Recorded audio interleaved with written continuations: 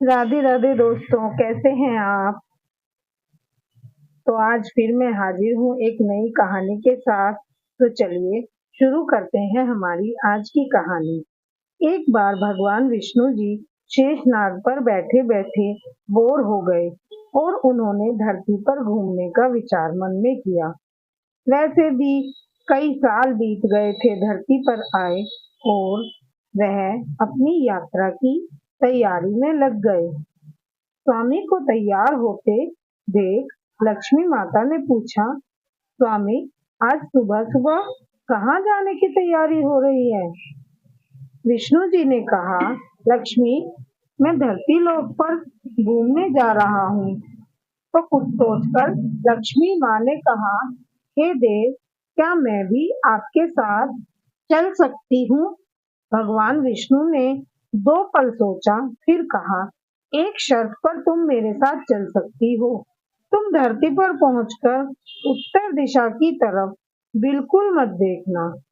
इसी के साथ माता लक्ष्मी ने हाँ कह के अपनी बात मनवा ली और सुबह सुबह माँ लक्ष्मी और भगवान विष्णु धरती पर पहुंच गए। अभी सूर्य देवता निकल रहे थे। रात बरसात होकर हटी थी। चारों ओर हरियाली ही हरियाली थी। उस समय चारों ओर बहुत शांति थी और धरती बहुत ही सुंदर दिख रही थी और माँ लक्ष्मी मंत्रमुग्ध होकर धरती को देख रही थी और भूल गई कि पति को क्या वचन देकर आई है। चारों ओर देखती हुई कब उत्तर दिशा की तरफ देखने लगी, पता ही नहीं चला। उत्तर दिशा में माँ लक्ष्मी को एक बहुत सुंदर ही बगीचा नजर आया और उस तरफ से भीनी भीनी खुशबू आ रही थी और बहुत ही सुंदर सुंदर फूल खिले हुए थे। यह एक फूलों का खेत था और माँ लक्ष्मी बिना सोचे समझे उस खेत में गई और एक सुंदर सा फूल तोड़ के ले आई। लेकिन यह क्या, जब माँ लक्ष्मी भगवान विष्णु के पास वापस आई तो भगवान विष्णु की आंखों में आंसू थे और भगवान विष्णु ने माँ लक्ष्मी को कहा, कभी भी किसी से बिना पूछे उसका कुछ भी नहीं लेना चाहिए और साथ ही अपना वचन भी याद दिलाया। माँ लक्ष्मी को अपनी भूल का पता चला तो उन्होंने भगवान विष्णु से इस भूल की माफी मांगी। तो भगवान विष्णु ने कहा कि जो तुमने भूल की है उसकी सजा तो तुम्हें जरूर मिलेगी। जिस खेत के माली से जिस माली के खेत से तुम बिना पूछे फूल तोड़कर लाई हो, यह एक प्रकार की चोरी है।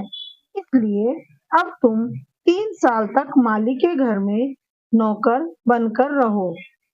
उसके बाद मैं तुम्हें वैकुंठ में वापस बुलाऊंगा। माँ लक्ष्मी ने चुपचाप सर झुकाकर हाँ कर दी और माँ लक्ष्मी एक गरीब औरत का रूप धारण करके उस खेत के मालिक के घर गई। घर क्या, एक झोंपड़ा था और मालिक का नाम माधव था। माधव की बीवी, 2 बेटे और 3 बेटियां थी। सभी उस छोटे से खेत में काम करके किसी तरह से गुजारा करते थे। माँ लक्ष्मी जब एक साधारण और गरीब औरत बनकर माधव के झोपड़े पर गई तो माधव ने पूछा, बहन, तुम कौन हो और इस समय तुम्हें क्या चाहिए? तब माँ लक्ष्मी ने कहा, मैं एक गरीब औरत हूँ, मेरी देखभाल करने वाला कोई नहीं। मैंने कई दिनों से खाना भी नहीं खाया। मुझे कोई काम भी दे दो, साथ में मैं तुम्हारे घर का काम भी कर दिया करूंगी। बस अपने घर में एक कोने में आसरा दे दो। माधव बहुत ही अच्छे दिल का मालिक था। उसे दया आ गई, लेकिन उसने कहा, बहन, मैं तो बहुत ही गरीब हूँ। मेरी कमाई से घर का खर्च मुश्किल से चलता है। लेकिन अगर मेरी 3 की जगह 4 बेटियां होती तो भी मैंने गुजारा करना था। अगर तुम मेरी बेटी जैसे बनके रूखा सूखा जैसा हम खाते उसमें खुश रह सकती हो तो बेटी अंदर आ जाओ। माधव ने माँ लक्ष्मी को अपने झोपड़े में शरण दे दी और माँ लक्ष्मी 3 साल उस माधव के घर पर नौकरानी बनकर रही। जिस दिन माँ लक्ष्मी माधव के घर आई, उससे दूसरे दिन ही माधव को इतनी आमदनी हुई फूलों से कि शाम को एक गाय खरीद ली।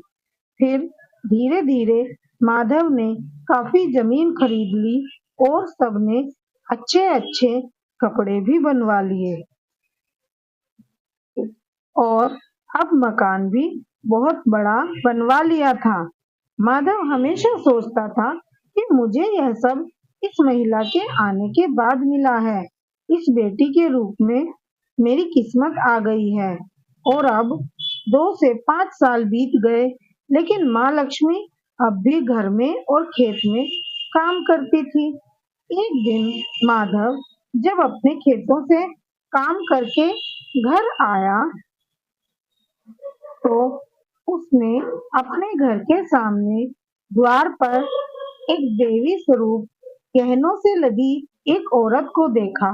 ध्यान से देखकर पहचान गया, अरे यह तो मेरी मुंह बोली चौथी बेटी यानी वही औरत है और पहचान गया कि यह तो माँ लक्ष्मी है।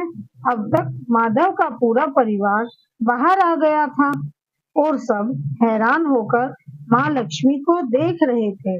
माधव बोला, माँ हमें माफ कर, हमने तेरे से अनजाने में ही घर और खेत में काम करवाया। हे माँ, ये कैसा अपराध हो गया। हे माँ, हम सबको माफ कर। अब माँ लक्ष्मी मुस्काई और बोली, माधव तुम बहुत ही अच्छे और दयालु व्यक्ति हो। तुमने मुझे अपनी बेटी की तरह रखा, अपने परिवार के सदस्य की तरह। इसके बदले मैं तुम्हें वरदान देती हूँ, तुम्हारे पास कभी भी खुशियों की और धन की कमी नहीं रहेगी। तुम्हें सारे सुख मिलेंगे जिसके तुम हकदार हो। और फिर माँ लक्ष्मी अपने स्वामी के द्वारा भेजे रथ में बैठकर बैकुंठ चली गई। इसी के साथ हमारी आज की कहानी खत्म होती है। आज की कहानी आपको कैसी लगी कमेंट में जरूर बताएं। मिलेंगे एक नई कहानी के साथ। राधे राधे।